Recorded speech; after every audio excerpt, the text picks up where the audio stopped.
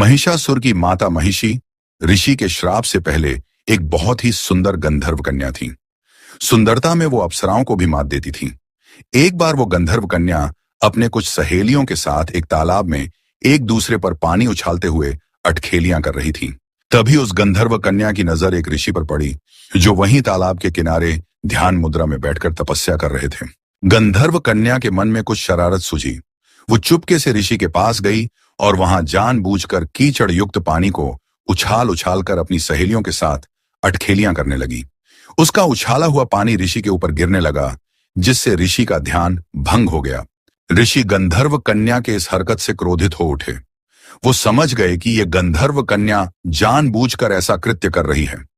उन्होंने उस गंधर्व कन्या को श्राप दे दिया कि ऐ गंधर्व कन्या, तुम अकारण ही इस तालाब में अटखेलियां कर करके पूरे पानी को कीचड़ युक्त कर दिया।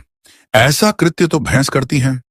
तुम्हारे इस कृत्य से मेरा पूरा शरीर कीचड़ युक्त हो गया, जिससे मेरा तपस्या भंग हो गया है। जा, आज से तू भैंस हो जा।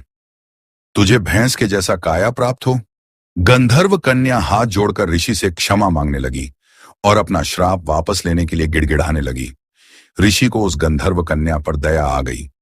उन्होंने कहा कि मेरा श्राप तो झूठा नहीं हो सकता, पर इतना अवश्य हो सकता है कि तुम दिन के वक्त तो पूर्ण रूप से भैंस के काया में रहोगी, पर रात के वक्त अर्ध महिषी हो जाओगी। और जिस दिन तुम किसी बच्चे को जन्म दोगी, उस दिन तुम इस श्राप से पूर्ण रूप से मुक्त हो जाओगी। यह कहकर ऋषि वहां से चले गए। उसी दिन से उस गंधर्व कन्या का नाम महिषी पड़ गया। वो गंधर्व कन्या तुरंत महिषी यानी कि भैंस बन गई। दिन के वक्त वो भैंस बनी रहती थी और रात होते ही अर्ध महिषी यानी कि आधा नारी और आधा भैंस बन जाती थी। एक बार असुरों का राजा रंभ रात के समय जंगल में घूम रहा था। तभी उसने महिषी को देखा। महिषी अर्ध नारी और अर्ध भैंस रूप में थी। महिषी को देखकर रंभ आश्चर्यचकित रह गया। उसने महिषी से पूछा कि तुम कौन हो और तुम्हारा आधा शरीर इतनी सुंदर नारी का और आधा शरीर भैंस का क्यों है? महिषी ने पूरी कहानी रंभ को सुना दिया। रंभ को उससे प्रेम हो गया और उसने उससे विवाह कर लिया। उन दोनों के मिलन से महिषी गर्भवती हो गई। कुछ दिनों के बाद रंभ ने देवताओं पर आक्रमण कर दिया। उस युद्ध में रंभ मारा गया। महिषी को जब पता चला तो वो रंभ के शव पर विलाप करने लगी। उसी विलाप के वक्त ही महिषी ने एक बच्चे को जन्म दिया, जिसका आधा शरीर भैंस का था और आधा शरीर राक्षस का था। उसके इस अर्ध महिष और अर्ध असुर शरीर के कारण उसका नाम महिषासुर पड़ा।